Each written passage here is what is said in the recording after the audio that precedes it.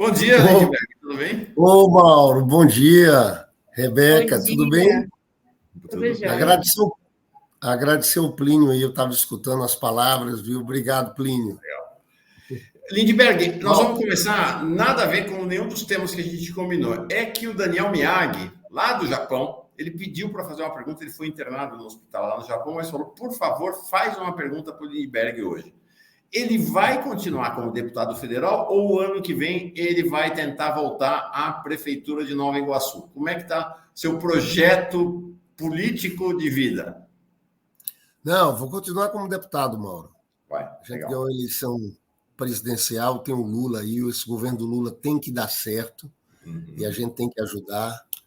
Eu não conseguiria deixar tudo aqui em Brasília, esse debate nacional, para ser prefeito em Nova Iguaçu. Eu fui prefeito, eu estou com 53, né? Eu fui prefeito com 34 anos. Pois é, Foi uma impressionante. A gente fez muita coisa bacana, mas esse momento a gente tem que priorizar Perfeito. o governo Lula. É um momento histórico e a gente tem que consolidar a democracia. Então eu não quero sair de Brasília, viu? Legal. Temos três, eu acho importante mesmo. Tua presença aqui é fundamental. Temos três temas para tratar contigo, Lindbergh. O primeiro é esse post que você soltou ontem. Inclusive, são dois tweets do Lindbergh que começam com a mesma expressão. Não consigo entender. Né? O primeiro é em relação ao que aconteceu lá no Senado. Não consigo entender esse voto do Jacques Wagner no momento em que o bolsonarismo ataca o STF por causa do julgamento da tentativa de golpe do 8 de janeiro e pelo medo da prisão de Jair Bolsonaro pelo próprio Supremo. Chancelar essa manobra oportunista de Pacheco e Alcolumbre, que querem fazer média com bolsonaristas, é um erro. Parabéns aos senadores do PT e ao líder do governo no Congresso.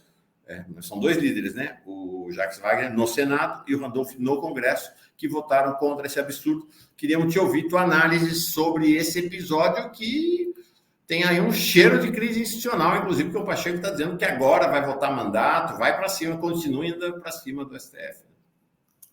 Ô, Mauro, primeiro é o seguinte, a gente tem que entender o que está por trás desses ataques ao STF. Eu estou convencido que os bolsonaristas, eles raciocinam lá da frente para cá. Eles estão preocupados com a prisão do Bolsonaro. Tem uma delação do tenente-coronel Mauro Cid que coloca o Bolsonaro como o grande mentor da tentativa de golpe do dia 8 de janeiro. Ele fala, inclusive, que o Bolsonaro que fez a minuta golpista, que falava da anulação das eleições e da prisão do Alexandre de Moraes. Fora isso, tem casos de corrupção sérios. Aquele caso das joias, que tem uma farta documentação, e tem um outro caso, que é um caso em que o tenente-coronel Mauro Cid era uma espécie de operador financeiro da família Bolsonaro. Pagava contas com dinheiro de corrupção, contas da Michele Bolsonaro. Então, eles sabem o seguinte, olha, o Supremo pode prender Bolsonaro. Então, eles arrumaram uma estratégia para tirar credibilidade, para colocar a base deles contra o Supremo, e eles tentam, de alguma forma, intimidar o Supremo. Então, é isso que está em jogo. E a gente viu a manobra oportunista do Alcolumbre e do Rodrigo Pacheco. Eles estão pensando na próxima eleição do Senado. Então, me estranha muito e eu considero um grave erro o Jacques Wagner ter votado a favor disso, entendeu? Ainda bem que os nossos senadores do PT, o PT fechou questão, votaram contra, o Randolph encaminhou contra, mas foi muito ruim esse resultado. Entendeu? Porque parece o seguinte, olha, teve um enfrentamento na defesa da democracia e o Supremo jogou um papel, porque Bolsonaro tentou, naquele momento, o tempo inteiro, tirar a credibilidade do sistema eleitoral. A gente viu o papel que o Supremo jogou, que o Alexandre de Moraes jogou. Parece que num momento como esse a gente não está firme nesses propósitos. Olha, eu escrevi um artigo, Mauro, não sei se você leu, com o Marcelo Zero, falando do bolsonarismo. Esse bolsonarismo aí faz parte, na minha avaliação, de uma mesma facção política de extrema-direita que vem lá de trás.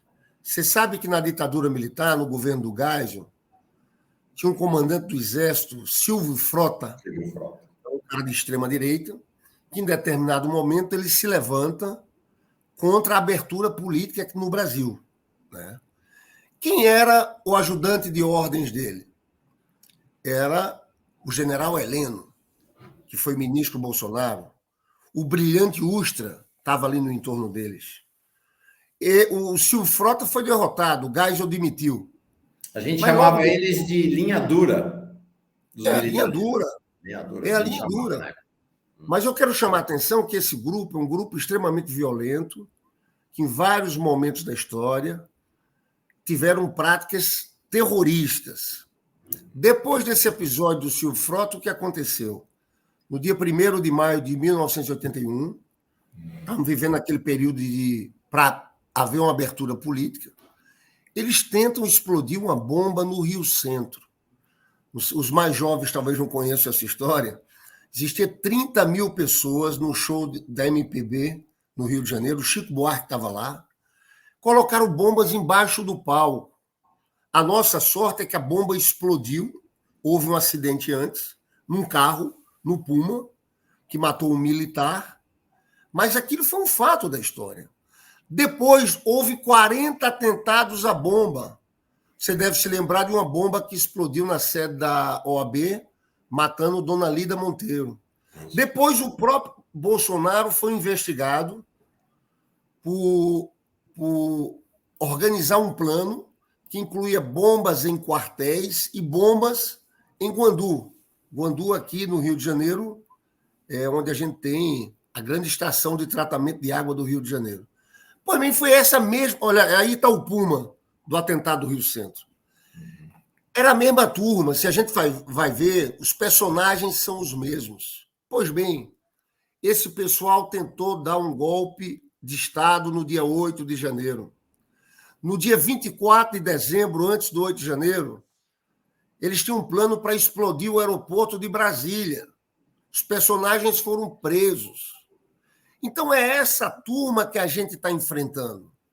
O que aconteceu foi muito grave nessa tentativa de golpe. Eu sou da tese que o Supremo está correto e que nós, num momento como esse, temos que apoiar essas ações. A gente só vai restabelecer a democracia para valer se esse pessoal for julgado e for preso. Eu defendo isso. Bolsonaro tem que encarar um julgamento no Supremo Tribunal Federal. Então, o voto do Jacques surpreendeu a gente aqui, porque, num momento como esse, você acaba se somando a uma proposta que é bolsonarista, que não tem jeito, é do Bolsonaro essa, de tentar tirar poderes do Supremo num momento como esse. Então, eu acho que foi um grave erro dele. Ainda bem que os senadores do PT votaram contra, isso causou um constrangimento. Eu tenho informação, Mauro, para dizer aqui a vocês que o Jacques Wagner não falou com o Lula, falou com o Lula só... Era isso que eu ia te perguntar. Tem uma versão circulando Isso. Que ele fez esse jogo, não foi, Rebeca? Exatamente. Essa versão, né, de que o Jacques havia combinado previamente com o Lula. Então, não teve esse acordo, né? É falso. Uhum. Eu falo em cima de informações. Falso. O Lula foi surpreendido. Ele foi explicar o voto dele ao Lula depois. Ele podia explicar a gente, porque até agora eu não consegui entender qual seria uma argumentação para defender um voto desse. Eu, sinceramente, fazer média com o Rodrigo Pacheco, com o Alcolumbre, eu não sei, não consegui entender. Mas o fato é que Lula só soube depois desse fato. Tem uma questão, me parece, tão grave quanto... Primeiro, esse registro aqui, né? Isso que vocês estão vendo é um croquis feito à mão pelo Bolsonaro para colocar bomba no Guandu, aí no Rio de Janeiro, para acabar com o fornecimento de água no Rio de Janeiro. Olha lá, o Bolsonaro, magrinho e jovem, como tenente, armando esse atentado. Então, realmente essa turma aí da chamada linha dura, dos atentados, da tortura. Esse é o grupo que está sendo, na verdade, julgado pelo STF. Tem um agravante... Você sabe que tem um livro do Luiz Macuf sobre esse episódio aí do Bolsonaro. Mas você veja, é como se fosse, o Mauro, eu digo, uma facção política de extrema-direita incrustada entre os militares lá de trás. Com Bolsonaro, conquistaram uma liderança de massas, mas é isso que a gente está enfrentando. Olha, se a gente não for duro nesse julgamento do Supremo com essa turma, eles vão voltar. Vão voltar para tentar novamente dar um golpe, para desestabilizar o governo do presidente Lula. O governo Lula tem que dar certo por muitos motivos, mas um fundamental é esse, é para trazer de volta uma certa estabilidade democrática nesse país, porque nós estamos ameaçados por essa turma. Uhum. Ontem, a Gleisi, presidenta do PT, também condenou o voto do Jacques Wagner e disse que o partido vai lutar pela derrota da PEC na Câmara. Tem um aspecto da consequência disso, é que se ontem a PEC tivesse sido derrotada, derrotou, acabou, caput, o assunto morria. Agora vai para a Câmara. Me parece que é um aspecto grave, que é o seguinte: de novo, cai no colo do Arthur Lira uma decisão super relevante sobre o cenário nacional. Né? No colo do Arthur Lira, o Senado entregou para o colo do Arthur, para as mãos do Arthur Lira, de novo, montar um esquema de chantagem, de novo. Acho que é uma consequência grave, né, dessa decisão do Senado. Você sabe que essa PEC é inconstitucional. Eu acho que no meio do caminho vai existir um mandado de segurança, que vai ser importante. Agora, você tem razão. Aquela Câmara dos Deputados, eu estou ali, eu já fui deputado algumas vezes, fui senador, mas você tem uma base Bolsonaro, tem uma base ali daquele bolsonarismo histriônico, que é uma base grande, que está ali dentro. Uhum.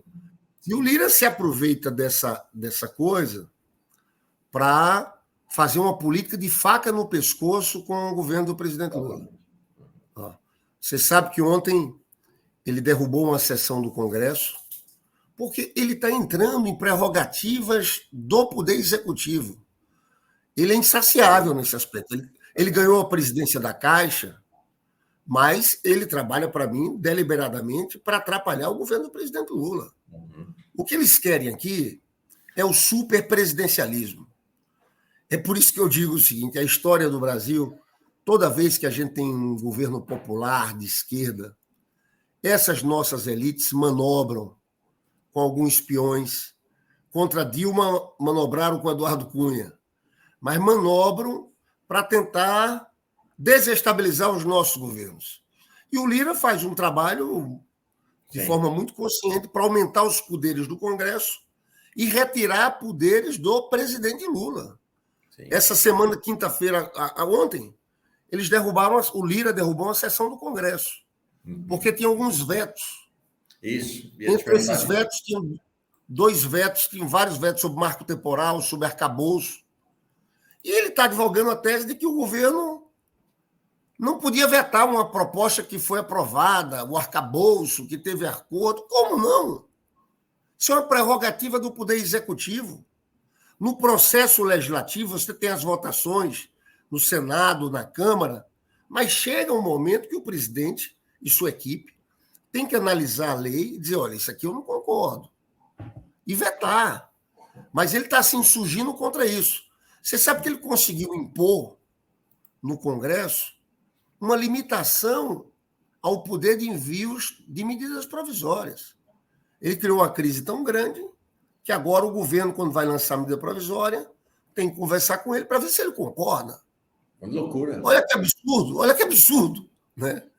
Eu acho, sinceramente... do Lira, que história é essa? Ele vai falar lá nessas converscotes dele com banqueiros e tal, que tem uma decisão que é o seguinte: não se pode mexer com decisões que foram tomadas pelo Congresso Nacional no passado, durante o governo Bolsonaro. Horas, a Constituição de 1988 foi constantemente revisada ao longo do tempo e ele quer transformar as decisões que eles tomaram, reforma trabalhista e outras decisões extremamente prejudiciais ao país, como se fosse uma cláusula pétrea. O governo Lula não pode se meter com o que nós decidimos aqui nos últimos 4 anos. É um negócio assim. É o primeiro-ministro, não é mais do que o primeiro-ministro, é o imperador. Né?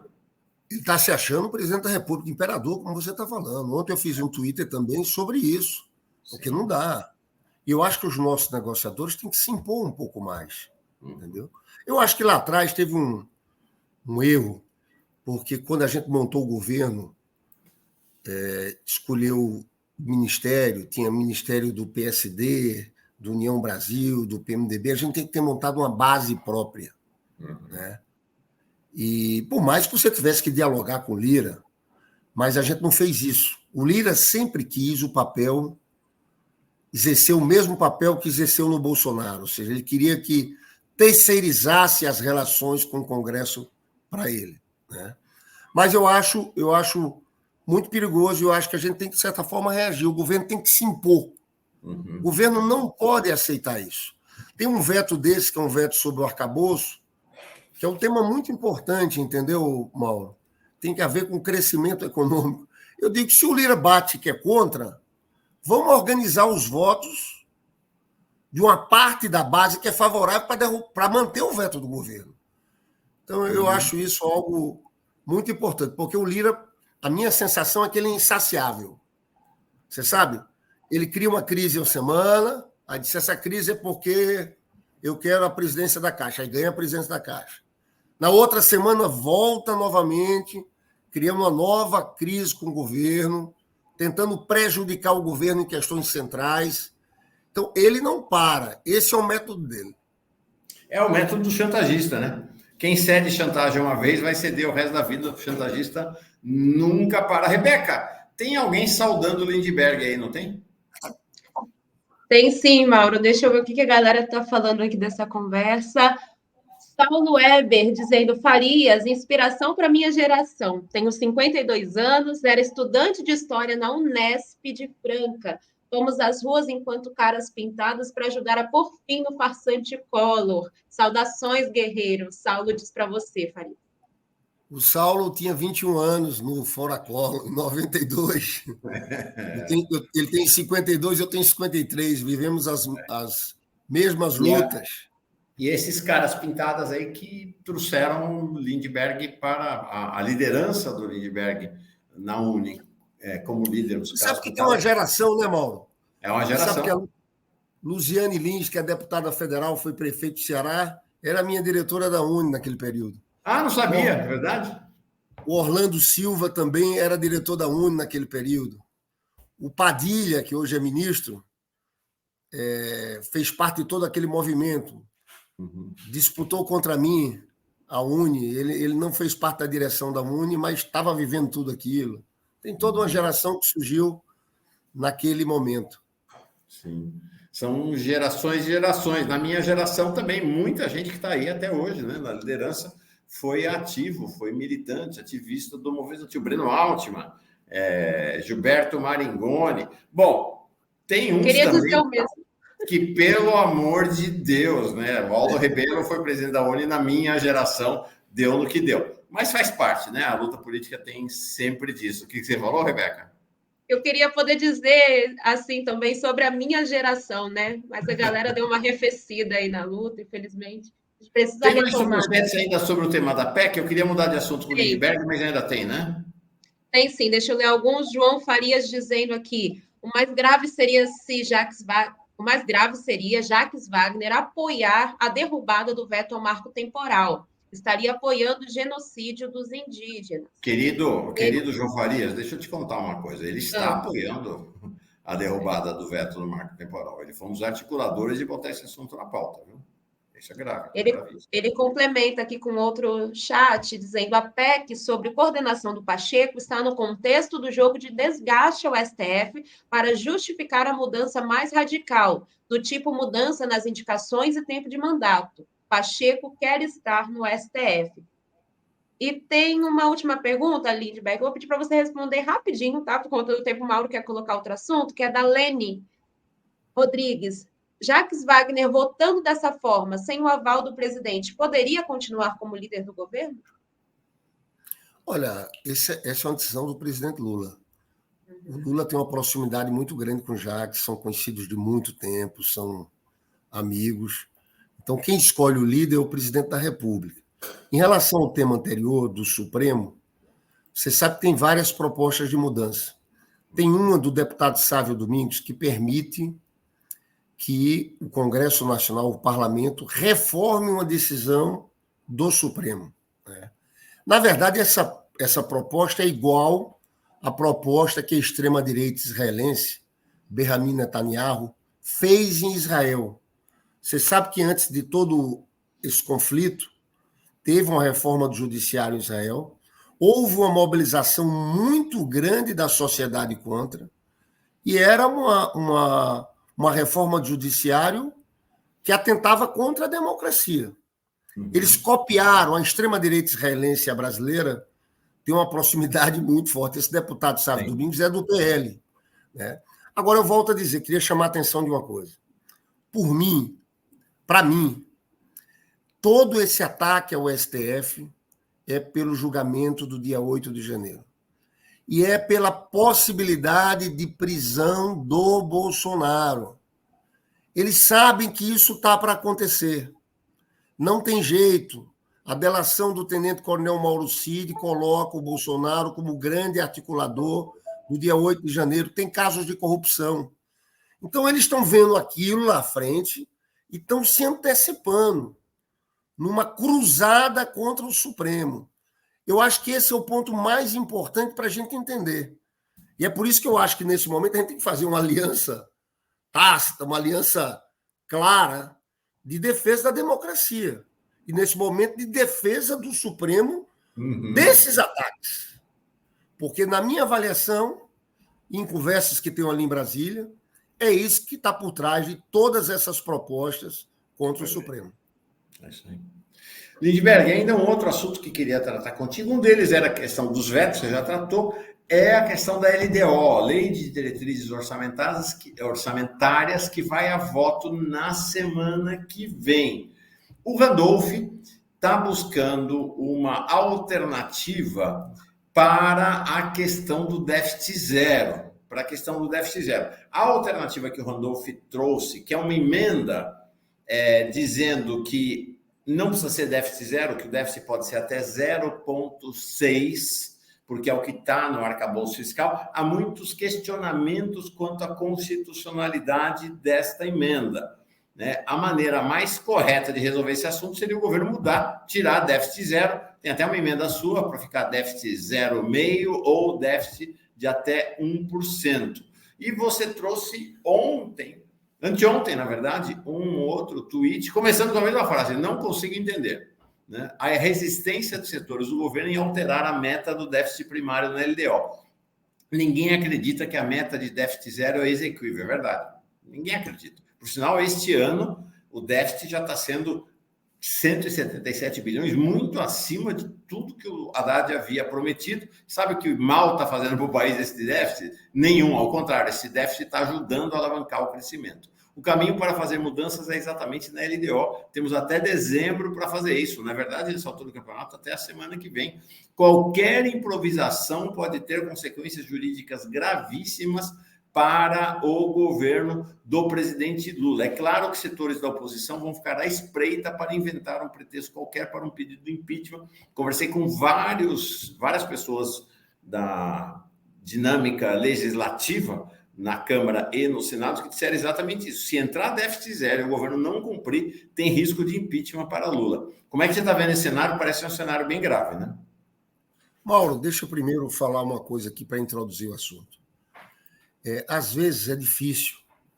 A gente quer tanto. Olha, eu vivi tão intensamente a luta contra o golpe, a defesa da Dilma, contra a prisão do Lula. Inclusive, paguei um preço pessoal. Você lembra da quantidade de confrontos que eu tinha com os bolsonaristas quando viajava? Eu falo tudo isso para dizer o seguinte: eu quero muito que o governo do Lula dê certo. E, às vezes, o caminho que a gente tem que fazer, às vezes, você faz uma crítica para que haja correção de rumos. Muita gente, Mauro, disse para mim: puxa, Lindbergh, mas não dá para fazer essa crítica interna tal. Eu já fiz. Né? Eu queria ter mais oportunidade. Parece até sempre que a gente está sempre discutindo, todo mundo não. Porque eu só estou entrando nesse debate, não é um debate econômico, porque o governo do Lula tem que dar certo, eu vou lutar para o governo do Lula dar certo. Eu vivi uma história em 2015, que foi quando nomearam, a Dilma era presidente, nomeou o Joaquim Levy para o Ministério da Fazenda. E ali eu me insurgi contra, mas faltou o PT interferir mais, dizer, não vai dar certo fazer um ajuste fiscal daquele jeito. Aquilo derrubou a economia. Eu estou me explicando aqui, Mauro, porque eu quero dizer às pessoas que não é um debate apenas econômico, é um debate político. Essa elite brasileira, com esse Congresso Nacional que está aí, olha, se cai a popularidade do Lula, esse Congresso vai para cima do governo, para tirar os poderes do presidente Lula, vai tentar amarrar o governo do presidente Lula. E qual é a minha preocupação? A minha preocupação é a economia. Porque, veja, Mauro, eles têm todo aquele discurso deles, Deus, pátria, família, liberdade, aborto, eles têm aquela pauta deles. Qual é a nossa pauta? A nossa pauta central do Lula, que marcou, é a economia, melhorar a vida do povo pobre, do povo trabalhador, fazer inclusão social. Né? Essa é a nossa pauta. Então, qual é a minha preocupação em tudo isso? É que, olha, nós estamos tendo... A economia está... Nesses 2 primeiros trimestres foi bem, mas a gente está com os números agora para esse terceiro trimestre é de uma desaceleração econômica muito grande. Qual o problema?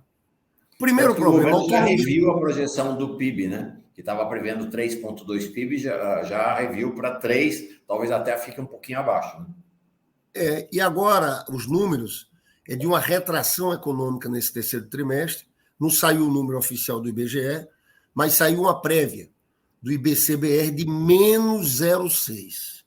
O que acontece numa situação como essa? Primeiro, temos um problema. Banco Central Autônomo. Lula entra como presidente e ele não tem o controle sobre a política monetária e sobre a política cambial.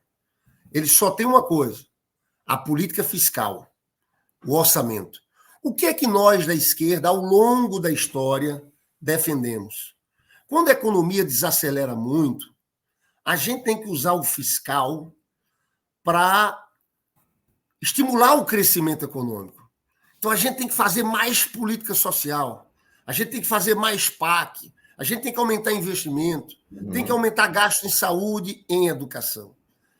Esse arcabouço, o déficit primário zero, a minha preocupação é que eles travem a economia muito. Porque, veja, a política monetária do Campos Neto está parando a economia, pessoal. Por mais que a taxa de juros tenha começado a baixar, nós ainda temos a maior taxa de juros do mundo. Então, nós vamos entrar no começo do próximo ano com a política monetária que vai estar travando a economia. Esse Roberto Campos Neto, para mim, e o Banco Central é o último bastião do bolsonarismo dentro do governo. Aí, se a gente associa isso a uma política de ajuste fiscal, eu acho que a situação fica muito difícil para a gente. Esse déficit zero, olha, é um equívoco. É um equívoco. Você sabe que eu publiquei essa semana nas minhas redes um Twitter do Olivier Blanchard. Quem é Olivier Blanchard? Foi economista-chefe do FMI. E hoje é considerado um dos macroeconomistas mais influentes do mundo. Ele não é de esquerda. Longe disso. É um economista. Não, ninguém chega a diretor-geral da FMI sendo de esquerda, né? Não chega. Não chega. Aí o que ele disse? Todas as maiores economias do mundo estão com déficit. A da Alemanha, menos 4,5%. Da França, menos 3,5%. Dos Estados Unidos, com a política de Biden, de estímulos fiscais, menos 5,5%. Aí o que ele dizia? Tentar sair dessa situação de déficit para superávites pode ser catastrófico. Por quê? Porque pode levar a economia à desaceleração, à recessão e à volta de governos de extrema-direita. Mauro, você sabe como eu gosto do Lula e do meu compromisso com essa causa. A gente fica apertado quando sai uma pesquisa da Quest, da Atlas, que diminui a aprovação e cresce a reprovação. Se a economia desacelera muito, meu irmão, nós vamos ficar reféns desse Congresso. O Lula tem que governar com alta popularidade. Eu sou do contrário, ao invés do déficit zero, eu acho que a gente tinha que dizer o seguinte: o Lula é o nosso maior patrimônio. Não vamos deixar colocar o governo do Lula em risco. Até porque isso é importante para consolidar a democracia, mas, Mauro, o Lula é a nossa grande figura pelos próximos 30 anos. Então, veja bem, se a economia desacelerar muito, em vez de déficit zero, a gente tem que pisar no acelerador. Agora, a gente se autoimpôs uma marra. Eu falei isso lá atrás no arcabouço. Paguei um preço, né? Porque... E eu sinto aqui que no debate interno, eu quando falo para as pessoas, eu digo, olha, pessoal, eu quero que dê certo. Eu estou falando isso porque eu quero influenciar. Eu quero mostrar para o Lula, eu quero que Lula veja minhas entrevistas aqui, em algum momento diz, puxa, tem razão. Porque ficam vendendo para o Lula uma tese, olha, fique tranquilo. No começo diziam isso lá atrás. O déficit zero, nós arcabouço, nós vamos aumentar a arrecadação, não vamos ter que cortar gastos. E hoje está aí. O contingenciamento, o corte de gastos pode ser de 53 bilhões. Isso é parar o PAC. Eu perdão a vocês, mas eu fico inconformado que a gente tenha optado por uma posição que é uma posição neoliberal. Nós nunca defendemos política de austeridade fiscal. O último exemplo foi Levin, em 2015. Né? Então, eu tô numa batalha, tá, pessoal? E você que está me escutando, eu não estou brigando por brigar, eu estou tentando convencer o Lula. Às vezes, a forma de convencer o Lula é dando entrevista, ele vendo, porque, infelizmente, a gente não tem essa oportunidade de conversar o tempo inteiro. As pessoas dizem, Lindbergh, vai lá e fala para o Lula. Eu digo, eu estou tentando, estou pedindo uma audiência há um bocado de tempo para tentar explicar isso, mas eu acho esse debate decisivo, tá? Para que o nosso governo dê certo, para que a gente não entre numa nova armadilha. Sim. Lindbergh, deputado Lindbergh, é uma questão interessante essa, porque a tese é precisamos de um déficit zero para a economia, para a política econômica ter credibilidade e os investidores se somarem. Ter altos déficits é um desastre para o Brasil. Essa é a tese que a equipe econômica esposa. Pois bem, no começo do ano, o ministro Haddad disse que, olha, em 2024 é déficit zero, mas em 2023 nós já vamos ter um déficit muito perto de zero. Não é o que está acontecendo. Nós vamos chegar ao final do ano com provavelmente algo perto de 200 bilhões de déficit. A imprensa conservadora já está dizendo que é um desastre e tal. Mas, gente, este déficit foi um dos motores do desenvolvimento esse ano. Este déficit, mais toda a dinheirama que o Bolsonaro colocou na economia para tentar se reeleger, mais a PEC da transição, é o que financiaram esse crescimento de 3%.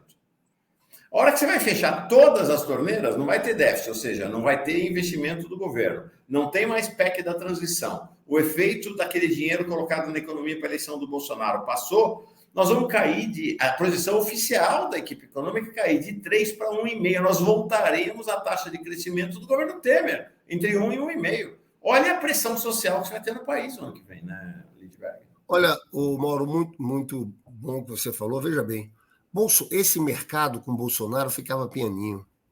O Bolsonaro gastou 800 bilhões acima do teto de gastos. Aí, quando a gente entra, eles ficam todos assim, querendo cobrar da gente e tal.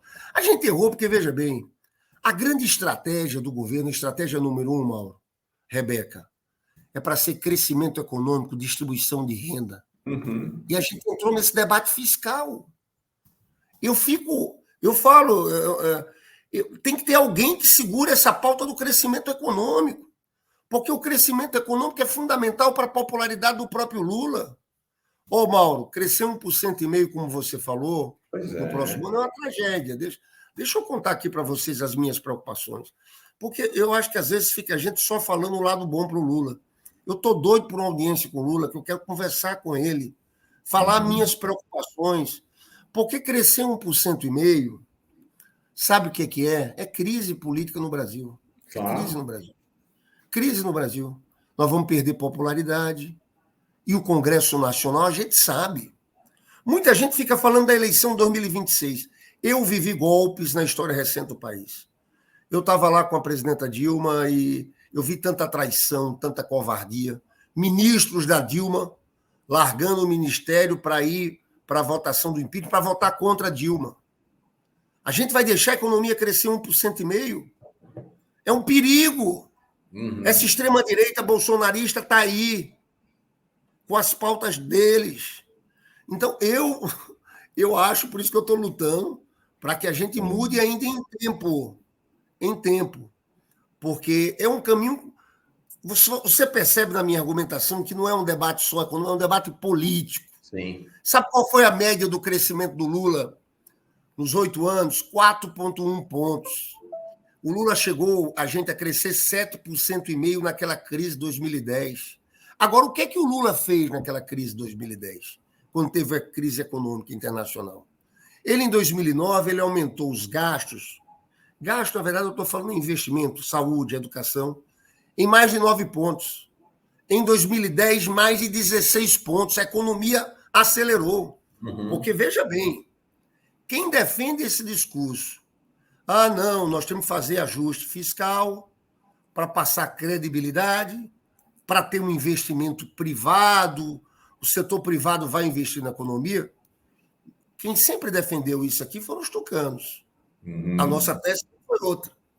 A gente sempre falou da importância do investimento público direto, do Estado, em momentos como esse de desaceleração econômica, jogar o papel, ir à frente, que ele acaba puxando investimentos privados também. Né? Aqui vale chamar a atenção da Petrobras. A Petrobras tem que ter um plano de investimentos forte. Né? Assim como os governos, o BNDES tem que se destravar, voltar a ter financiamentos de longo prazo aqui no Brasil. Então, veja, pessoal, eu acho que a discussão toda, Mauro, é o seguinte: qual é a estratégia central? Eu vejo uma dispersão muito grande. Eu vejo o Rui Costa tocando ali, uma espécie de gerente tocando a coisa do PAC, um fala uma coisa, o Haddad está preocupado com a questão fiscal, de arrecadação, que é muito importante aumentar a arrecadação no país, tributar os ricos, mas eu vejo, talvez esteja faltando um foco, mais ou menos como a Dilma era no governo do presidente Lula, de alguém que pegue essa pauta do crescimento econômico, do desenvolvimento, da geração de empregos como uma questão central do governo. Lindbergh, você é uma voz necessária. Muito obrigado, viu? Obrigado, querido. Muito bom. Já estão lá na redação produzindo 2 reportagens com as suas declarações muito impactantes. Muito legal. Bom fim de semana para ti aí no Rio de Janeiro. Semana que vem nos vemos aqui em Brasília mais uma vez. Obrigado, tchau. Mauro. Rebeca, um beijão. Você disse que foi no movimento estudantil. A Rebeca é bem jovem, né? Não dá nem para... Nós que somos antigos. Um abraço. Abração. Beijo, deputado. Até a próxima.